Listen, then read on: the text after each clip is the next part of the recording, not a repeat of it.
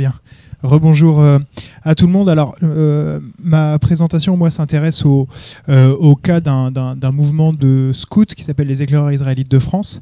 J'ai changé un tout petit peu mon titre par rapport à ce que j'avais prévu. J'avais mis l'éducation physique des enfants juifs, j'ai mis des jeunes juifs, tout simplement parce que dans ce que je vais vous présenter, il y a aussi des classes d'âge qui se situent entre 17 et 20 ans. Donc je me disais que de les qualifier d'enfants, c'était peut-être un peu faussé, donc j'ai remplacé par jeunes. C'est pour situer un petit peu le type de population qui serait étudiée ici.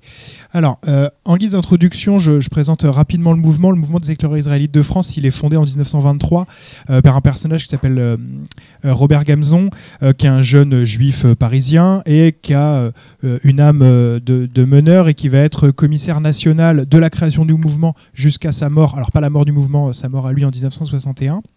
Et en fait, quand il crée le mouvement des Éclaireurs israélites de France, il a que 17 ans, il est très jeune.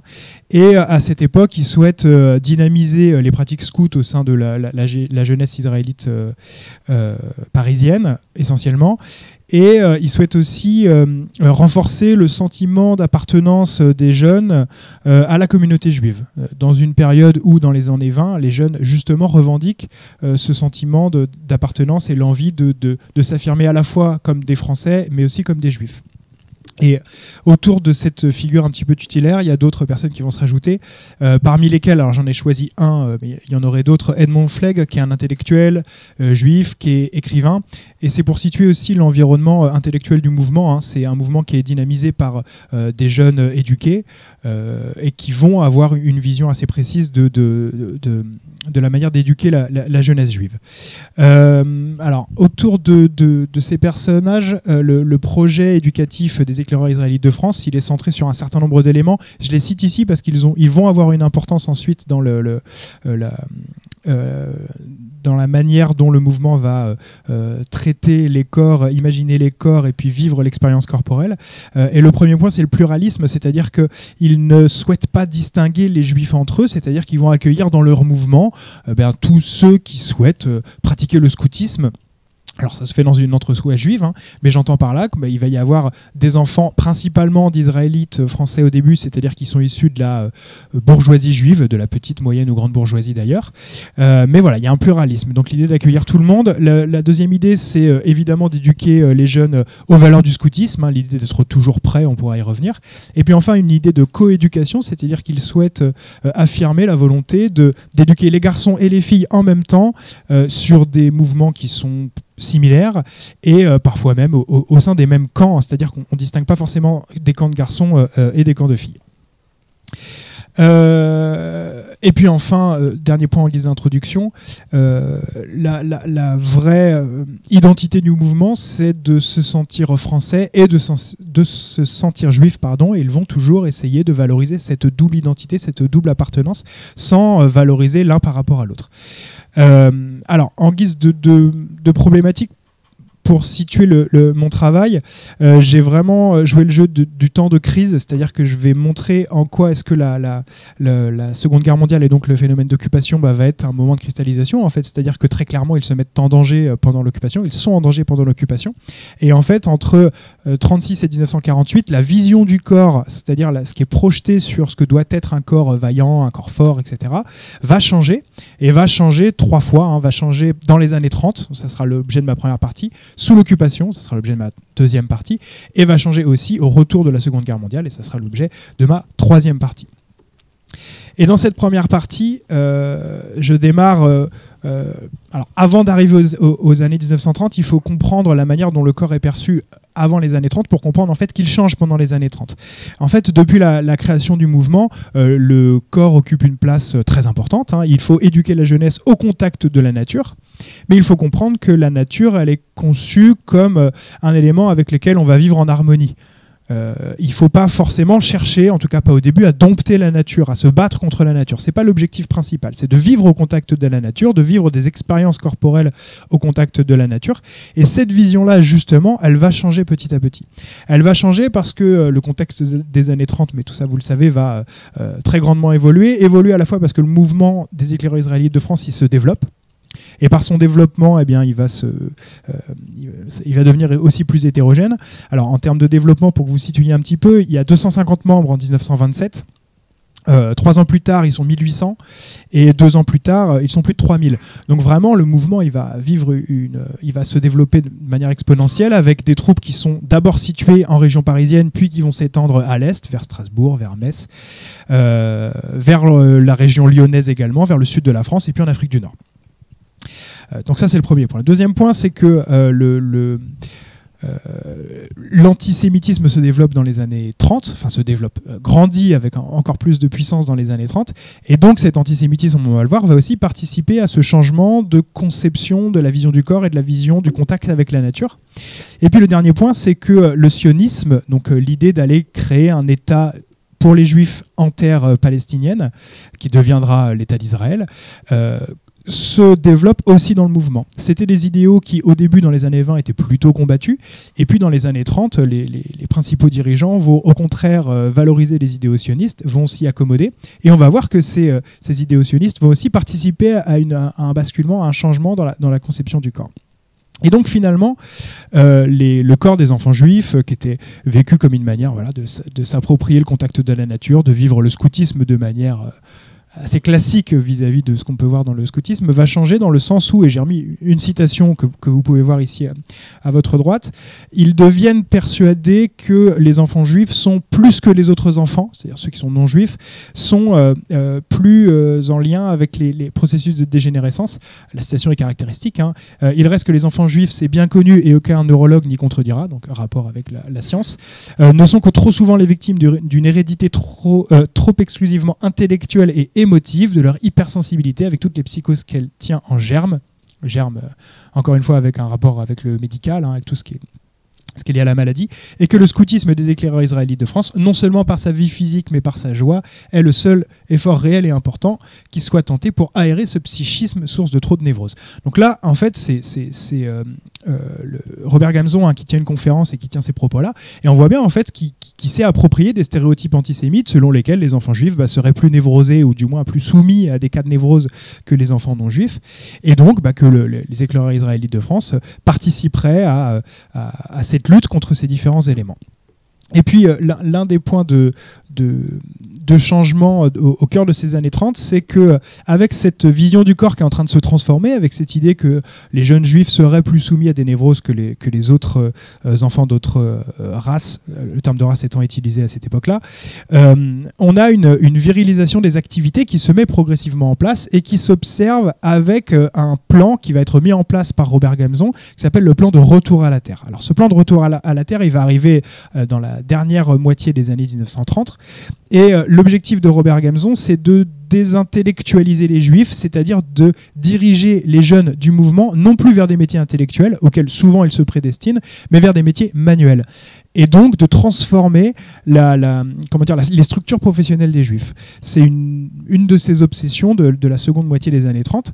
Et pour transformer ce rapport au métier, eh bien, il considère que les éclaireurs israélites de France ont un rôle dans diriger les jeunes vers les métiers manuels, donc vers les métiers de la terre, donc vers la paysannerie. Et donc en cela, les éclaireurs israélites de France vont commencer aussi à éduquer le corps des enfants pour se préparer à travailler manuellement. Et ça va se concrétiser avec l'ouverture de ce qu'ils appellent une ferme-école, qui sera ouverte pas très loin d'ici, à Saumur en 1938, alors qui va durer peu de temps, la guerre se déclenchant en 1939. Et on perçoit très clairement l'influence des kibboutz palestiniens, donc du projet sioniste d'aller conquérir les terres palestiniennes et de créer des espèces de fermes vertueuses et de fermes collectives dans lesquelles on va cultiver la terre, et en cultivant la terre, on va se régénérer physiquement. On y reviendra très longuement d'ailleurs pendant la Seconde Guerre mondiale. Donc voilà, on voit une première étape dans la transformation de la vision du corps. Et puis une autre étape, c'est que vraiment dans les années qui précèdent tout juste la Seconde Guerre mondiale, il y a une vraie virilisation des activités dans le sens où on va se préparer au combat. En fait, les éclaireurs israélites de France voient le danger venir de l'Allemagne, bien évidemment. Alors c'est lié à plusieurs choses, évidemment l'arrivée au pouvoir d'Hitler, la crise du 6 février 1934, je ne sais plus qui en a parlé tout à l'heure avec l'affaire Stavinsky, mais il va y avoir des liens, et les lois de Nuremberg, et effectivement 1935. Bref, ils deviennent convaincus qu'il faut se préserver du danger qui est en train d'arriver, donc du danger nazi. Et alors, je vous cite pour exemple un témoignage d'Isaac Pugac qui publie après la guerre ses mémoires et qui dira « L'heure n'était plus au jeu seulement, il fallait songer à se préserver contre le danger qui approchait. Au judaïsme vivant, aux techniques scouts, à l'esprit de franche camaraderie, il importait maintenant d'ajouter des institutions de défense. » Et donc, les éclaireurs israélites de France vont commencer à préparer la jeunesse juive à se défendre physiquement, j'entends. Et donc pour ça, ils vont les initier à des sports de combat. Alors parmi les plus jeunes, c'est-à-dire les routiers, ceux qui ont plus de 17 ans, ils vont commencer à les former à des techniques de jiu-jitsu par exemple, de manière à s'assurer que les jeunes soient en mesure de se défendre si jamais un jour ils ont besoin de le faire. Ça se concrétise avec encore plus de puissance à l'est de la France, c'est-à-dire que les jeunes strasbourgeois des éclaireurs israélites de France vont s'associer à un regroupement des mouvements de jeunesse qui s'appelle le Merkaz HaNoar. Alors le Merkaz HaNoar, pour bien comprendre, il est fondé en 1938, en mai 1938, donc vraiment peu de temps avant la Seconde Guerre mondiale, par un médecin qui s'appelle Joseph Weil. Et Joseph Weil, il est persuadé que les Allemands vont déferler sur la France. En fait, il a lu Mein Kampf, il est tout à fait conscient du péril nazi, et donc il regroupe les jeunesses juives au sein de ce regroupement des mouvements de jeunesse avec l'ambition principale de les préparer, notamment physiquement, si jamais un jour on a besoin de se défendre. Et donc dans ce Merkaz HaNoar, ils vont là aussi se préparer à des activités de sport de combat. Alors, ça va durer peu de temps, mais il y a quelques préparations qui sont mises en place. Et puis dernier point, il y a un lien avec le centre de documentation et de vigilance, là pour le coup en région parisienne. Le centre de documentation et de vigilance, ce qui est intéressant, c'est qu'en fait il va subventionner des mouvements de jeunesse, il va aussi subventionner des clubs sportifs juifs avec... par exemple, ils vont acheter du matériel pour pouvoir pratiquer de la boxe, ils vont acheter des gants de boxe. Ils vont trouver aussi des salles d'entraînement pour les jeunes, et donc ils vont commencer à subventionner tous ceux qui veulent se préparer à l'autodéfense et donc à la défense des Juifs de France. Bref, on voit bien une radicalisation progressive des activités corporelles qui passe d'activités un peu classiques de scoutisme au contact de la nature à des activités beaucoup plus viriles qui sont à la fois empreints d'idéaux sionistes, hein, j'en ai parlé avec le kibbutz, et puis ensuite de la nécessité de commencer à se préparer pour se défendre face à la menace qui est en train d'arriver. Alors ça nous plonge dans la seconde partie sous l'occupation. Alors je ne reviens pas forcément sur tout ce qui se passe dans l'année 1939, hein, la plupart des cadres en âge de l'être sont mobilisés pour la guerre. Ce qui est intéressant pour le coup ici, c'est que les éclaireurs israélites de France vont assez vite se restructurer. C'est le seul mouvement de jeunesse juive qui va continuer à vivre sous l'occupation. Tous les autres vont disparaître et ils continuent à vivre sous l'occupation parce qu'ils avaient anticipé. C'est-à-dire que Robert Gamzon, donc le principal dirigeant du mouvement, va anticiper l'éventuelle perte de la guerre, ou du moins l'armistice, hein, ce qui arrivera. Et en fait, pendant la mobilisation, il va s'arranger pour créer un plan d'évacuation, notamment un plan d'évacuation des enfants juifs de la capitale. Et ce plan d'évacuation comprend de trouver des familles dans lesquelles on va pouvoir placer les enfants juifs qu'ils connaissent, hein, qui sont affiliés au mouvement des éclaireurs israélites de France. Et ils vont aussi trouver des fonds pour pouvoir acheter de grandes propriétés dans le sud de la France, donc dans la moitié sud de la France, pour pouvoir, si besoin, et grand bien leur a pris parce qu'ils en auront besoin, se regrouper plus loin des combats, ou du moins plus loin de l'occupant. Et donc après la débâcle des août 1940, les responsables des éclaireurs israélites de France, ils vont se réunir justement à Moissac, donc dans une des propriétés qu'ils ont pu acheter, avec l'objectif de réorganiser le mouvement, et ils vont réorganiser le mouvement. Et au sein de cette réorganisation, le premier objectif, c'est de former des cadres, parce qu'en fait, dans l'éparpillement classique, hein, des Juifs de France qui s'éparpillent dans la zone non occupée, dite non occupée du moins pendant un temps, donc dans la zone sud, où certains partent même à l'étranger, eh bien, il manque de cadres et ils vont reformer des cadres. Et en fait, cette formation des cadres, si j'en parle, c'est parce qu'elle est intéressante, parce qu'ils vont former physiquement les jeunes cadres de manière à ce que ces cadres-là puissent eux aussi ensuite former physiquement les jeunes dont ils auront à s'occuper. Alors il y a plusieurs types de camps qui sont réalisés, et ce qui est intéressant, c'est qu'ils vont différencier la manière d'éduquer les jeunes chefs en fonction du public auquel ils ont affaire. Par exemple, ils vont faire un camp qu'ils appellent un camp de jeunes statufiés, où en fait on va retrouver des intellectuels juifs et par exemple des juifs qui ont été chassés de la fonction publique. Donc vous avez par exemple des enseignants agrégés qui se retrouvent dans ces camps-là, et en fait voilà, c'est des camps de formation de plusieurs jours, voire de plusieurs semaines, et on les prépare à devenir des chefs scouts. Et dans ces camps-là de jeunes intellectuels, il y a une formation physique qui est assez peu développée. En gros, pour schématiser, ils font une demi-heure de gymnastique le matin avant les autres cours, et c'est tout. Par contre, ils font aussi des camps de formation des chefs, non plus pour ces catégories-là de la population juive de France, mais pour des jeunes immigrés. Et là, pour le coup, ce qui est intéressant quand on regarde la manière dont s'organisent les camps, vous avez plus de 1/5 du temps de cours qui est réservé à des cours d'éducation physique. Et donc là, le corps prend une place beaucoup plus importante. Et troisième type de camp dont je peux parler, même s'il y en a d'autres, c'est des camps d'éducation physique. En fait, ils vont recruter un juif qui s'appelle Georges Loinger, qui est enseignant d'éducation physique. Il le recrute comme commissaire à l'éducation physique, et Georges Loinger va organiser des camps d'éducation physique. L'objectif étant de former des chefs d'éducation physique qui pourront ensuite transmettre les méthodes d'éducation des corps auprès de la jeunesse juive dont ils auront à s'occuper. Ce qui est intéressant si on regarde en fait le programme de ces camps de formation à l'éducation physique, c'est que ça s'organise autour de 2 points. Premier point, éducation physique, méthode naturelle, sport, cours d'anatomie, physiologie élémentaire, premiers soins, pédagogie pratique, cours pratiques spéciaux d'éducation physique. Et puis deuxième point, chant, chorale, danse folklorique, art dramatique. En fait, on retrouve certains liens avec les instructions officielles de 1941, ce qui est assez classique, hein. Georges Loinger, il est enseignant d'éducation physique, il a une formation d'enseignant d'éducation physique, et donc il est tout à fait possible, même si difficile de le vérifier en l'état, qu'il se soit aussi imprégné de ces instructions.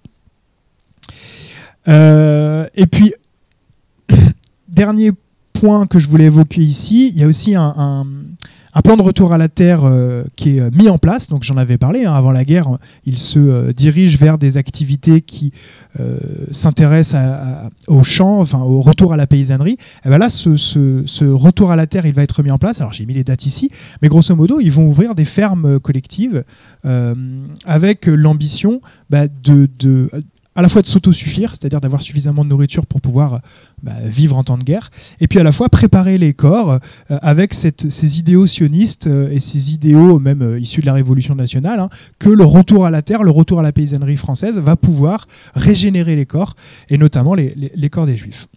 Alors, je vais peut-être aller un petit peu vite là-dessus parce que le temps défile, mais justement, je voulais me focaliser sur la vie dans les fermes. Là, j'en ai déjà parlé, hein, il y a l'influence très nette des idéaux sionistes. On peut aussi retrouver l'influence de la Révolution nationale. Hein. C'est des idéaux qui sont assez proches, même s'il n'y a pas un idéal nationaliste tel que ça peut être le cas sur la Révolution nationale. Mais l'idée, c'est d'endurcir les corps en faisant un retour à la terre, donc en faisant travailler les jeunes au contact de la nature. Mais cette fois-ci, il faut se confronter à la nature. Il faut se confronter à la nature. Il faut la dompter, et pour la dompter, on va se préparer aux travaux des champs et on va essayer de s'autosuffire. Alors, il faut le dire, hein, ils ont quand même fantasmé ce retour à la terre, hein. Déjà parce qu'il y a une influence du kibbutz, sauf qu'en Palestine, le climat n'est pas du tout le même l'hiver qu'en France. Hein, et donc ils vont se retrouver dans des conditions de vie qui sont beaucoup plus compliquées, et au sein desquelles ce renforcement des corps par l'activité physique il va être très rapidement mis à mal. Alors ça dépend des fermes dans lesquelles ils vont vivre, mais très concrètement, ils ne vont pas pouvoir assumer le projet qu'ils avaient tenu. Par exemple, ils avaient prévu de se lever très tôt tous les matins, de faire de la gymnastique, d'aller faire le travail des champs, de rentrer le midi, de faire de la gymnastique, de retourner au champ, de rentrer le soir, de refaire de la gymnastique.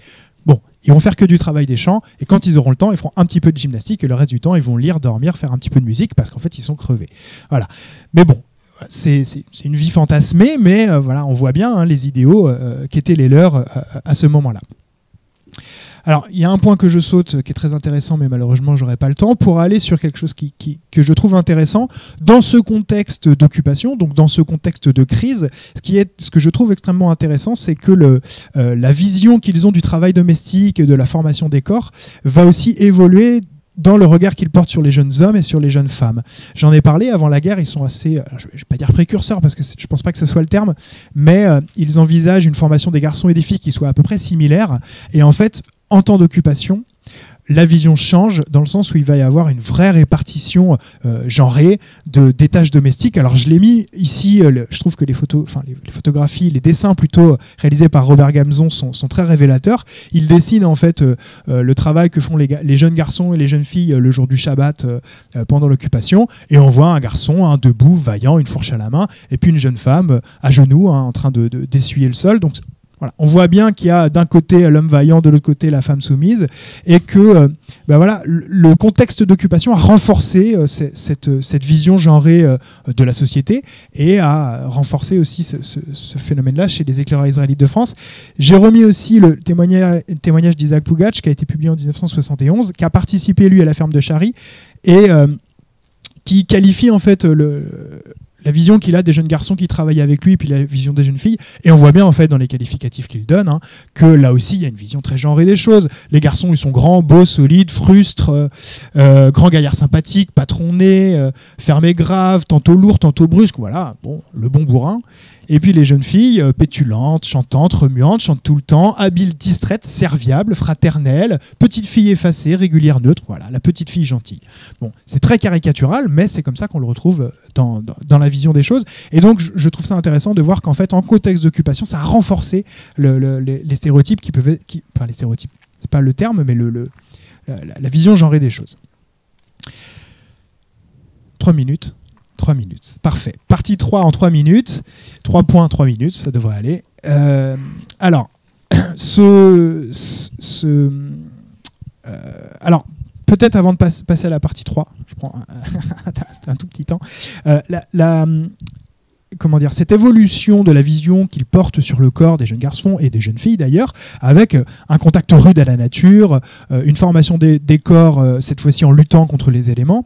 Ce qui est intéressant, c'est que ça va aussi engendrer une génération de jeunes gens et de jeunes filles combatifs, c'est-à-dire que une partie de leurs ambitions sont réussies, puisqu'en fait vous avez un assez grand nombre des cadres des éclaireurs israélites de France qui vont s'engager dans les mouvements de résistance, alors résistance armée ou non, et qui vont participer au combat de la libération et qui vont faire partie d'immenses réseaux de sauvetage d'enfants. Et donc, en fait, ça a quand même contribué à former une génération de jeunes unis autour de valeurs humaines et autour du sauvetage des Juifs. Et en cela, une des missions des éclaireurs israélites de France, on peut dire qu'elle a abouti, puisque très clairement, si le mouvement n'avait pas été maintenu de cette façon-là, les combats de la libération qu'ils ont menés et puis le sauvetage des enfants n'auraient très, très probablement pas été le même. Ils ont contribué à sauver, par exemple, des milliers d'enfants. J'aurais pu en parler, mais j'ai fait le choix de ne pas me focaliser là-dessus cette fois-ci.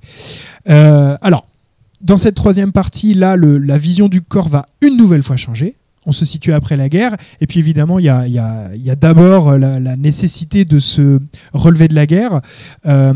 Pendant l'occupation, vous avez 152 cadres des éclaireurs israélites de France qui vont mourir. Sur ces 152 morts, il y en a 127 qui sont tués dans les mouvements de résistance. Donc, bon, ça vous donne quand même une image des combats qui sont menés par ces personnes-là. Mais ça fait une saignée dans le mouvement. Et donc, très clairement, au retour de la guerre, ils n'ont pas les cadres dont ils auraient besoin pour renouveler le mouvement et puis pour le redynamiser. Alors, ça repart. À la fin de l'année 1945, ils sont déjà 2000 à se réinscrire aux éclaireurs israélites de France. Donc, c'est pas anodin. Mais du fait du manque de cadres, ils vont fonctionner différemment pour essayer de continuer à éduquer les jeunes, notamment de continuer à les éduquer physiquement. C'est très difficile de remettre en place des camps scouts parce qu'il manque de moyens, il manque de nourriture, il manque de tentes, il manque de tout. Et donc le moyen qu'ils trouvent pendant une année pour continuer à essayer d'éduquer la jeunesse, c'est qu'ils vont leur envoyer, ils vont publier dans une revue qui s'appelle l'EIF, le nom est facile, des articles, c'est-à-dire que tous les mois, il va y avoir des articles de ce type-là, où en fait, ils vont transmettre des connaissances aux jeunes pour qu'ils puissent chez eux s'éduquer physiquement.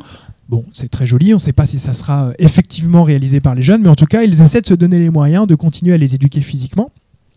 Et la vision du corps change, puisque cette fois-ci, il ne faut pas lutter contre la nature, ni même revenir à la Terre, comme c'était le cas pendant la Seconde Guerre mondiale. Mais cette fois-ci, il faut retrouver un état de santé satisfaisant.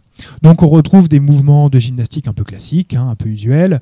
C'est pas de la gymnastique corrective non plus, mais voilà, on vient dérouiller les articulations. Et puis ensuite, on retrouve des mises en pratique qui sont un peu plus puissantes. Par exemple, on leur préconise de faire du shadow boxing, donc de boxer dans le vide, mais ça préparerait les corps. Et une fois que l'année 1945 est passée, ils vont se remettre à essayer de former la jeunesse et à retrouver un niveau de santé assez satisfaisant. Alors, il y a plusieurs actions qui sont mises en place. Les premiers, c'est les camps du Champ Nouveau. Le titre est très révélateur d'ailleurs. À l'été 1945, l'objectif, c'est de rééduquer physiquement, moralement et intellectuellement les jeunes juifs. Et au sein de ces camps-là, qui vont durer plusieurs semaines, il y a notamment tout un tas d'activités physiques, sportives qui vont leur être proposées. Mais très clairement, il ne s'agit plus de lutter contre la nature. Il s'agit de retrouver un niveau de santé satisfaisant.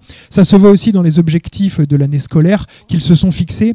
Alors, je l'ai mis ici. Notre premier objectif pour lutter contre l'état de santé déficient de l'ensemble de nos jeunes doit être un gros effort dans ce sens.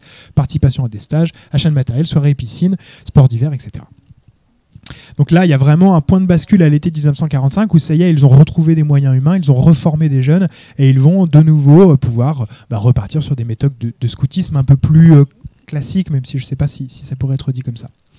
Alors pour conclure, puisque le temps me manque, il y a bien une évolution de la vision des corps des jeunes juifs en temps de crise. D'abord, dans les années 30, éduquer les corps au contact d'une nature vivifiante, et puis on va de plus en plus viriliser les activités jusqu'à préparer à des activités de combat les jeunes juifs. Puis pendant la guerre, on va endurcir le corps des jeunes grâce au travail de la terre. Là, il y a ce fameux plan de retour à la terre, donc de retour à la paysannerie. Et puis enfin, après la guerre, retrouver un niveau de santé satisfaisant, compte tenu des enjeux du moment. Voilà, je vous remercie de m'avoir écouté. Merci Étienne, je vais passer la parole à Olivier. Bizarrement. Non, d'accord, c'est tout. Non, en fait, j'ai deux questions. La première, c'est pas véritablement une question. On discutait en aparté pendant ton intervention avec Dorian, ce qui est vraiment pas bien. Et moi, on est tous les deux frappés par la porosité qui existe entre les idéaux sionistes et les idéaux de la Révolution nationale s'agissant du retour à la terre. Et la question que je me pose, c'est jamais tu as lu dans les textes des écrits, des moments où les responsables du mouvement sioniste s'en inquiètent et s'en émeuvent.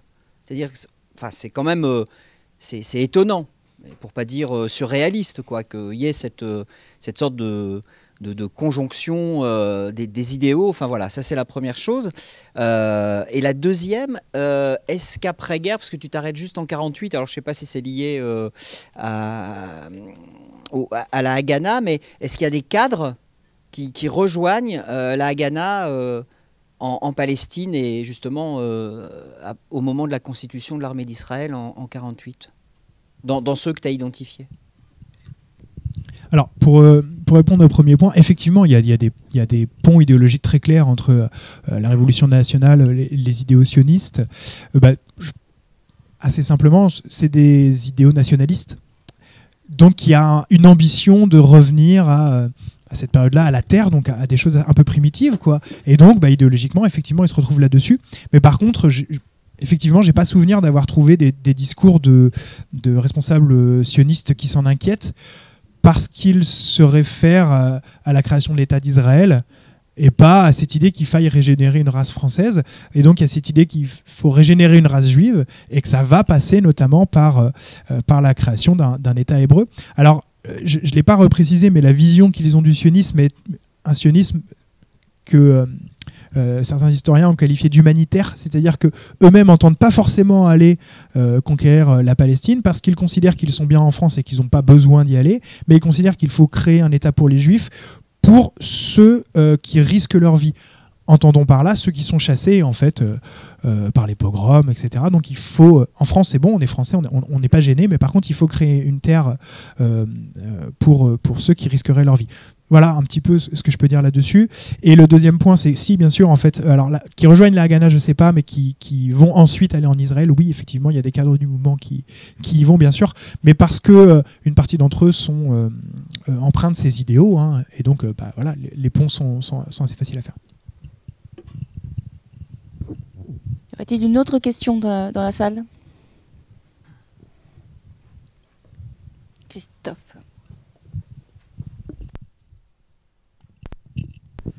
Merci Étienne. Alors c'est plutôt une précision, parce que je comprends pas que sur la période de l'occupation, qu'on soit sur la mise en place d'une politique antisémite, qu'on va exclure les juifs de toutes les institutions, toutes les instances, qu'on va leur faire porter une étoile jaune, qu'on va évidemment les chasser et les déporter, que dans ce contexte-là survit un mouvement juif. Alors, qu'est-ce qui fait que ce mouvement il n'est pas dissous ou par des arrestations ou par voilà, c'est-à-dire qu'on a les noms j'imagine des cadres ou des participants. Qu'est-ce qui fait que, c'est ça que j'ai du mal à comprendre, qui fait que subsiste ce mouvement alors qu'on est dans une période, avec évidemment progressivement, mais avec la déportation de la population juive. Qu'est-ce qui fait qu'il a perduré par rapport, comme tu disais, à d'autres qui ont disparu? Alors pourquoi eux ont disparu? Parce que ou ils ont peur. Je sais pas. Si tu peux me préciser tout ça. Oui. Alors la première chose à préciser, c'est que c'est un mouvement de juifs dits israélites, donc juifs français, qui, au début de l'occupation du moins, ne font pas immédiatement partie des indésirables, puisque ce n'est pas des juifs étrangers. Donc, ils ont, du moins pendant un petit temps, bénéficié, alors je ne sais pas si le terme est bon, hein, mais de cette position-là. Et ils ont un accord en fait avec Xavier Vallat, qui est le responsable du commissariat général aux questions juives, puisqu'ils vont intégrer l'Union générale des Israélites de France, l'UGIF, et donc en fait ils vont, le mouvement des Israélites de France va être tout à fait légitime pour exister jusqu'en mai 1942, jusqu'au moment où Xavier Vallat va être remplacé par Louis Darquier de Pellepoix, qui va faire voler en éclats en fait l'accord qu'ils avaient justement avec le mouvement. Et si ils ont le droit d'exister encore jusqu'en mai 1942, même si en fait officieusement ils vont continuer à travailler après mai 1942, même s'ils ont plus cette légitimité du gouvernement de Vichy, c'est parce qu'en fait ils s'ancrent assez bien, du moins au début, dans les idéaux de la Révolution nationale. C'est-à-dire qu'ils font partie des mouvements de jeunesse, alors pas pétainistes évidemment, mais c'est dans les mêmes branches, c'est dans les mêmes idéaux. Donc en fait on va les laisser vivre au début, à la fois parce que c'est des juifs français, et donc qu'on prétend ne pas les mettre en danger, et que le gouvernement de Vichy prétend d'abord s'attaquer aux juifs étrangers. Donc ça c'est le premier point. Et puis le deuxième point, c'est qu'en fait ils ont créé des accords avec Xavier Vallat, et qu'ils ont accepté d'intégrer l'Union générale des Israélites de France, qui est en fait un organe qui est censé rassembler les différents mouvements, organisations, sociétés qui existent au sein de la population juive française, et qui est censé être contrôlé en fait par le gouvernement de Vichy. J'espère bien répondre à ces questions-là. Et en fait, à partir de mai 1942, ils vont vivre dans la clandestinité, mais ils vont continuer de vivre par contre. Voilà. Donc oui, ça peut sembler paradoxal, mais en fait, ils s'ancrent dans les idéaux de la Révolution nationale, du moins jusqu'au milieu de l'occupation, à peu près. Y aurait-il une dernière question? Moi, je suis étonnée sur le changement, la modification qu'il y a sur l'éducation des filles. Et est-ce que tu avais une piste, en fait, au-delà du fait de penser que c'est le second conflit mondial, tu vois, les conditions de vie qui changent, qui engendrent en fait cette modification, elle est quand même majeure, a priori. Voilà, est-ce que tu aurais une piste pour l'expliquer ou... Non, c'est difficile. Déjà les changements de cadre. Déjà parce que personne n'a vraiment mis de mots dessus. Moi, je pense que c'est à partir du moment où ils se trouvent en situation de survie, parce que clairement, quand ils sont dans les fermes en train de travailler la terre, ils sont en mode survie. Hein. Je pense que ça radicalise les positions, en fait, et que donc ils se répartissent les tâches. Et dans cette répartition des tâches, ils font une répartition, les garçons au champ et les filles à la maison. Voilà, je pense que c'est vraiment lié au contexte, parce qu'on ne retrouvera plus ces éléments-là après la guerre. Alors, il faut aussi tempérer, puisque par exemple, lorsqu'ils vont mettre en place les systèmes de sauvetage d'enfants, les femmes elles vont occuper une place centrale. C'est elles qui vont à chaque fois déplacer les enfants lorsqu'il s'agit d'aller les protéger. Donc en fait, elles vont endosser des responsabilités qui sont énormes, mais dans cette phase où ils sont dans des chantiers ruraux, là pour le coup, il y a effectivement une répartition sexuée. Et je pense que c'est lié au contexte d'autant plus que, en fait, en fonction de la difficulté des conditions de vie, si on distingue les différentes fermes dans lesquelles ils travaillent, c'est pas la même position. Par exemple, le chantier de Lautrec, où ils sont dans des positions un peu plus favorables, c'est-à-dire qu'il y a un peu plus de chauffage, le travail de la terre est moins difficile, ils ont un peu plus de nourriture, eh bien les femmes ont une place qui est un peu plus importante dans l'organisation à la fois de la vie de camp, et aussi dans la pratique des activités sportives. Par exemple, ils font des compétitions de basket, et les compétitions sont mixtes. C'est-à-dire que les garçons et les filles ne jouent pas l'un contre l'autre, mais jouent ensemble. Il y a des équipes garçons-filles de chaque côté et ils jouent les uns contre les autres. Donc je pense vraiment qu'en fait, plus les conditions de vie sont difficiles, plus il y a une répartition des tâches qui se fait entre les garçons et les filles. Qui se voit à la fois dans les tâches domestiques et dans la préparation des corps. Merci Étienne, merci à tous. À demain matin, donc 9h pour les débuts des communications. Pour nous, on va vous donner l'adresse. Oui, on va se réunir devant là, voilà, pour donner l'adresse. Voir comment on organise la soirée. Merci de votre attention, à demain. Merci.